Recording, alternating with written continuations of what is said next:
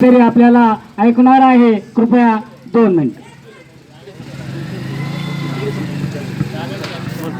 ये देश किसी रामायण गीता से नहीं चलता, ये देश मेरे बाबा साहब के बनाए हुए संविधान से चलता है।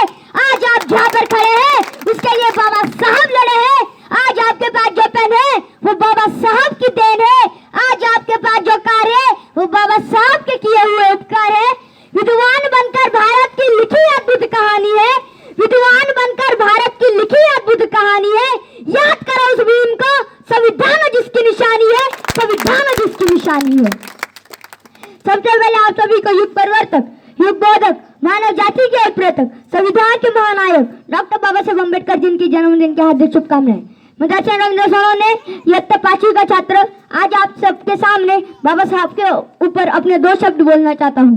भारतवर्ष मानचिंतक को, विचार को महापुरुषों की धरती रही है। यहाँ कुछ ऐसे महापुरुष है जिनके नाम से भारतवर्ष की वैश्विक स्तर पर पहुंचान है। और एक ऐसा ही नाम आता है डॉक्टर बाबा साहेब अम्बेडकर जिनका जन्मदिन आज विश्व भर में मनाया जा रहा है। सन 1891 में आज के दिन बाबा साहब का जन्म हुआ। पिता रामजी सूबेदार कबीरपंथी थे और माँ धर्म पारियान थी, इसलिए इनमें चिंतन की विशिष्ट धारा बचपन से हुई थी।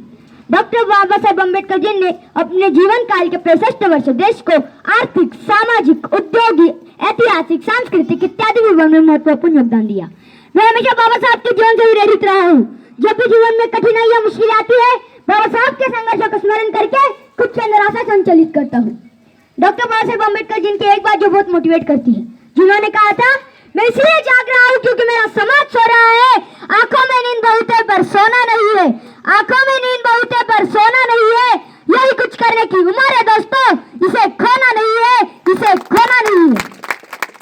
डॉक्टर बाबा साहेब अम्बेडकर जी का इतिहास बहुत लंबा, विशिष्ट और संघर्षपूर्ण है। इसके लिए मैं यही कहूंगा कि हम उनके जीवन को पढ़े, उनके जीवन का अनुशासन करें, ताकि उस भीम की छवि भारत के युवा पर पड़े। डॉक्टर बाबा साहेब अम्बेडकर भारतवर्ष के एकमात्र पुरुष थे जिनके जीवन का लंबा संघर्ष मानव जाति के लिए था और वो अपने संघर्ष में सफल हुए। आज लोग बाबा साहब को एक मानवतावादी के रूप में मानते हैं और उनके जीवन से प्रेरित होते हैं। सीना ठोक के करते हुए फैसला वो फौलाद है हम, सीना ठोक के करते हुए फैसला वो फौलाद है हम। गर्व से कहता हूँ बाबा साहब की औलाद है हम, बाबा साहब की औलाद है हम। डॉक्टर बाबा साहेब अम्बेडकर सारे विश्व के दलित, पिछड़ों, वंचितों, किसानों, मजदूरों और महिलाओं के मसीहा थे। डॉक्टर बाबा साहेब अम्बेडकर 600 साल पुरानी कोलंबिया यूनिवर्सिटी में पढ़ने गए थे।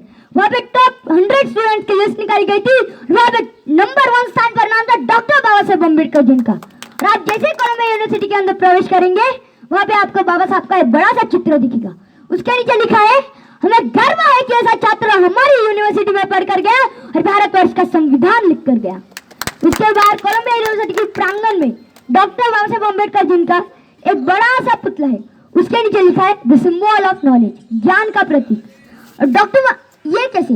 डॉक्टर बाबा साहेब उस देश से थे जिस देश में अगर किसी दलित ने सांस्कृतिक शब्द भी पढ़ लिया तो सांस्कृतिक शब्द भी अशुद्ध हो गया। दलित ने अगर किसी आदमी को छू लिया तो वो आदमी भी दूषित हो गया। दलित ने अगर पानी भी पी लिया तो पानी भी दूषित हो गया। अगर दलित की छाया भी खाने पर पड़ गया तो खाना भी दूषित हो गया। मैं गारंटी के साथ कहता हूँ, आज आप सब छाव में खड़े, किसी को धूप नहीं लगी, उस छाव के लिए भी किसी ने संघर्ष किया था। आज आप सब प्यासे नहीं रहते, पानी पीने का अधिकार है आप सभी को, उस पानी के लिए भी किसी ने संघर्ष किया था। आज आप सब घर से मीठा मीठा खाकर आए हुए, कोई भूखे पेट नहीं सोता, उस खाने के लिए भी किसी ने संघर्ष किया था और वो थे डॉक्टर बाबा साहेब अम्बेडकर। अंत में इन 2 पंक्तियों के साथ अपनी वाणी को विराम देता हूँ।